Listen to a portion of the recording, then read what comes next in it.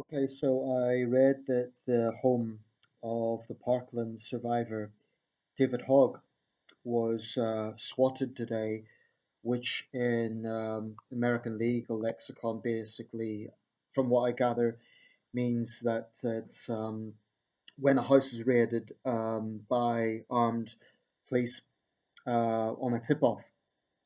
But it can also mean in the context of it being a prank, which this obviously was. So my understanding is it is a situation where the police have a tip off that there's an emergency situation, and there isn't, as a prank. So they raided the house and no one was at home.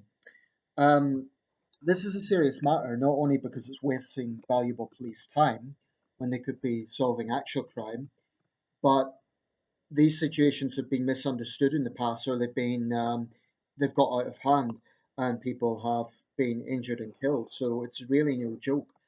But the fact there's people out there sick enough, depraved enough to actually set this up, whereby they'd mislead the SWAT team, or however this has went down, it's just beyond the pale. But to be quite honest, it doesn't surprise me because I mean, since the whole Parkland backlash, the March for Our Lives protests and so on, which, by the way, I absolutely support. Um, there has been very cowardly, very personal attacks on some of the young people involved in that. Now, I don't expect people to absolutely agree with the things that David Hogg is saying. I do. I do think that gun violence is a massive problem in America. And I haven't seen any evidence that he has called for the banning of all guns. So let's just be clear about that. That is not what he has said. Um, but frankly, I don't blame those young people for having strong views on guns, given that their friends and classmates were gunned down in front of them. I mean, you'd have to be a robot not to feel emotional about it. Anyway, I'm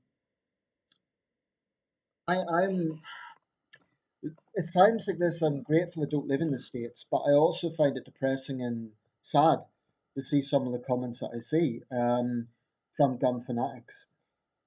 So to be clear, I'm not talking about gun owners, responsible gun owners. I'm talking about people who see their firearm as an extension of their anatomy. Um, Insecure, low life people who, I was going to say guys, but there's a few women as well who have this mentality, who think that having a firearm kind of makes them immune from any sort of civil conduct as a human being. And they get to a point where they just get absolutely, their behavior becomes so degenerate.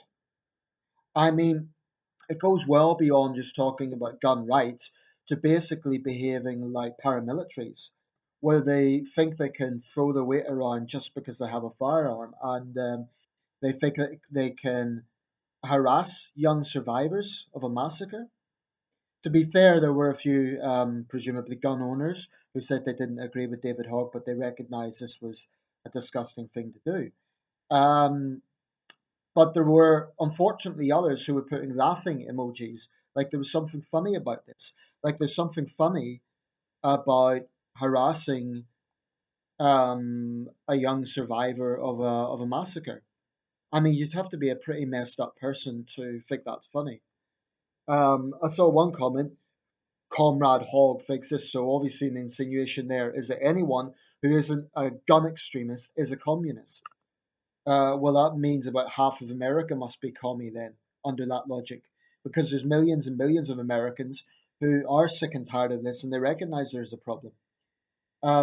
So I think we outsiders also need to change our perspective and not always look at it from the prism of the gun extremists represent America. There's many good, decent Americans who know that there's a problem, and so it wouldn't be fair to judge America based on the gun zealots. It wouldn't even be fair to judge all gun owners based on the gun zealots. But I do think that the gun zealots are pretty vocal, and I think they're disgusting. I mean, anyone who has a profile of their firearm and every single post is about their love of guns, I think that person needs to be seriously checked out because It's one thing if you're a hunter, a licensed hunter, a sportsman, a law enforcement officer, a soldier, perhaps in some circumstances, if if you're still serving in the armed forces, there's situations where it's understandable, or even a firearm for defending your family within reason. But there's people in America who really do believe that every single man, woman, and child should possess an AK-47. They will quibble about the particular type of firearm, but fundamentally that is their mindset. They believe that gun ownership should be unlimited, unchecked, and that's it. As far as I'm concerned, those people are extremists, and they should be treated as extremists. I personally don't think they should be allowed to travel to other countries. I think we should if Trump's so keen on toughening American immigration rules, I think maybe other countries should look at certain unsavory Americans that we don't want in our midst, i.e., gun extremists, people who live through the mindset of like they're in some sort of Western salon. I mean, I really can't get into their mind. I understand the gun culture. I understand that it's deeply embedded in the American psyche. I get that. If you live in Wyoming or the Midwest, especially, and other parts of the states, Alaska, I get that guns are a big part of the culture. I'm not ignorant of that. And I'm not so naive to think, oh, just, get rid of guns. I've never, ever advocated that. I don't think it's possible anyway.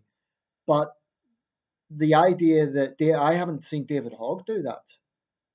But you know what? Even if he had, it's not going to happen anyway. It's not going to happen anyway. But there's some very sick people out there, some very depraved people, to actually harass an 18-year-old survivor of a massacre. Um, I know people say he's faked it, etc. He went to the school. He would have known people who died. The point is, there's some sick, sad, low-life scumbags out there, and that's what I think of them. I make no apology for the strong language, because that's what I think of these gun zealots. I think they're scum. I think they're bullies. I think they're thugs. I think that they think they can throw their weight around by hiding behind the firearm. I wonder how tough they really are without their firearms. Some of them might be, but I do think a lot of these guys, especially, they think it makes them a man just because they have a gun. It doesn't. A child can shoot a gun. It doesn't make you a tough guy having a gun. They think it does because they bully their way around and they think threatening people online, they think that, veiled threats against survivors of massacres make them right. It doesn't. It just makes them look like insecure losers. And that's how they should be seen. They are insecure losers because these people live in a siege mentality. They are utterly paranoid. They think, I mean, for 8 years they said Obama's going to take away your guns. It never happened. It never happened. They're deluded, they're paranoid, and I've got no respect for them. And if you're a gun owner and you're taking this as an offence, all I would say is, I made it clear earlier in the video, I'm not against all gun owners. I do see, if I lived in the States, there's a chance I would have a gun, in certain contexts. I'm not anti gun per se. I am anti stupidity and I am anti acting like a thug just because you think you'll get away with it. It's disgusting. And one last thing, as to me being an outsider, I always add this point because I think it might come up. People say, "Oh, mind your own business." Well, very often the gun extremists will bring other countries into it. So they say, for example, "Oh, look what's happening in Britain. They're having all those knife attacks." Yeah, we do have a knife problem, and I acknowledge that. But the idea that more guns will fix our problem is diluted in the extreme. And I can tell you now, 90% of the British people would not want that. Our tough gun laws work. We have fewer than 100 gun homicides a year. Even gangs in this country don't all have guns. So no one is suggesting that tougher gun regulation and better background checks are going to absolutely change the problem. But clearly, this situation cannot continue. We have massacre after massacre every few months, and it's there's a few condolences, then it goes back to the status quo. That's why March for Our Lives happened. That's why I support it. I totally understand it. I understand the anger that those young people felt, and I think the behaviour of the gun lobby ever since has been reprehensible. All they have done is tried to deflect. They've acted like cards, which fundamentally is what they are. I think it's despicable. And if you're truly a responsible gun owner, you're not going to be backing up people who are going out of their way to harass an 18-year-old. You might not agree with everything David Hogg says, but at least have the human decency to see that that is disgusting behaviour.